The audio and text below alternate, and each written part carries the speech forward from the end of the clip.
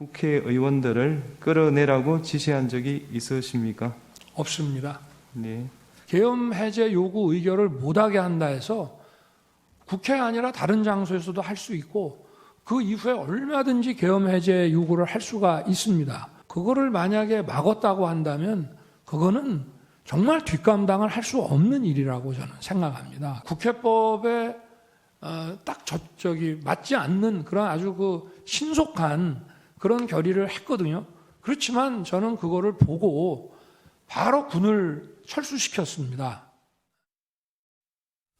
자, 이렇게 윤석열 대통령 아니라고 얘기를 했어요. 그런데 이 사안에 대해서는 이미 특전사령관 등이 지시를 받았다라고 반복적으로 밝히고 있습니다. 그리고 어제 국회에서 이와 관련된 회의가 열려서 질의응답이 있었거든요. 이거에 대해서 홍장원 전 국정원 1차장 뭐라고 또 다시 한번 얘기를 했죠. 들어보시죠. 강한 어투라서 말씀드리기가 좀 어렵습니다만 하여튼 이번에 다 잡아들여서 싹 다 정리해라 라고 말씀하셨습니다. 대통령께서 이렇게 싹 다 잡아들이라고까지 말씀하시는 거 보니까 국내에 장기 암약하던 간첩단 사건을 적발했나 보다. 저 대통령 좋아했습니다. 시키는 거 다 하고 싶었습니다. 그런데 그 명단을 보니까 그거는 안 되겠더라고요. 예를 들어서 위원장님 집에 가셔서 편안하게 가족들하고 저녁 식사하고 TV 보시는데 방첩사 수사관과 국정원 조사관들이 뛰어들어서 수갑 채워서 벙커에 갖다 넣었다. 대한민국이 그러면 안 되는 거 아닙니까? 그런 게 매일매일 일어나는 나라가 하나 있습니다. 어디? 평양. 그런 일을 매일매일 하는 기관 어디? 북한 보위부. 자, 이런 진술까지 나온 상황이니까 그러니까 대치되고 있어요. 이 부분에 대해서도요. 이런 가운데 오늘 김용현 전 장관 이와 관련해서 얘기를 했는데요. 화면으로 볼까요? 자막에 있습니다.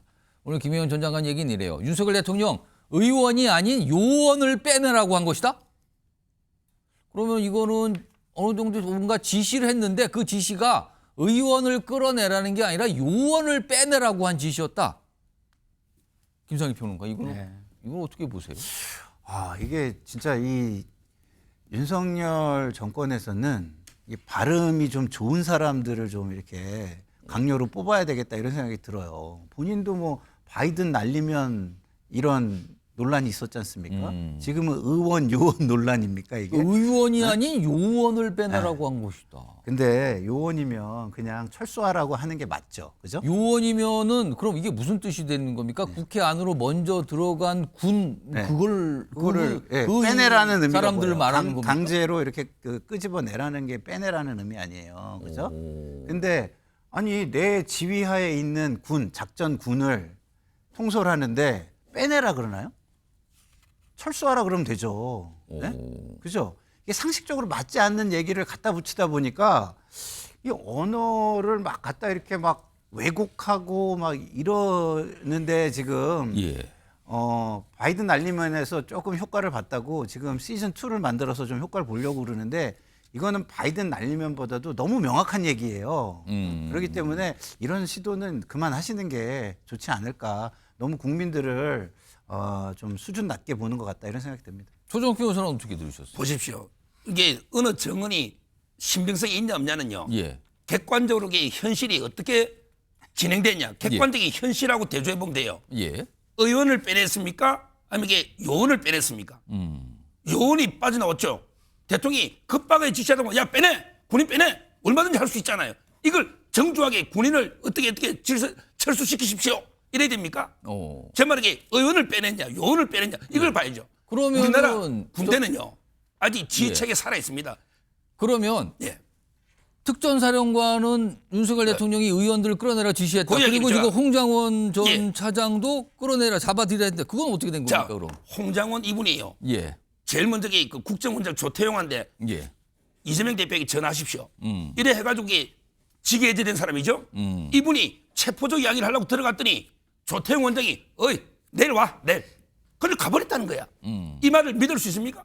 즉 이 급박한 게 체포조 뭐 이재명이라는데 예. 내일 와 이랬다는 거예요. 그러니까 조태용 국정원장이 강력하게 체포조 이야기 없었다. 예. 명예를 걸고 이야기하잖아요. 예. 왜 국정원장 말 안 믿고 홍장원 이분에게 국정원에 오래 있었는데 서훈 박지원 때부터 예. 왜 이재명 대표한테 전화하라고 원자한테 그럽니까? 제 말은 이 오염될 수 있고요. 예. 그다음에 특전사령관 수방사령관 두 분이요. 예. 왜 야당 의원의 유튜브에 나오죠? 어. 아니 군인이 유튜브 나가서 이게 거의 눈물 흘릴 듯이 막 이게 유튜브 녹화하는 이게 방송하는 게 이게 군이 맞습니까? 그 진술을 다 믿을 수 있을까요? 이 변호사는 누가 소개했을까요? 초기에 3번 바뀌었습니다. 특전사령관.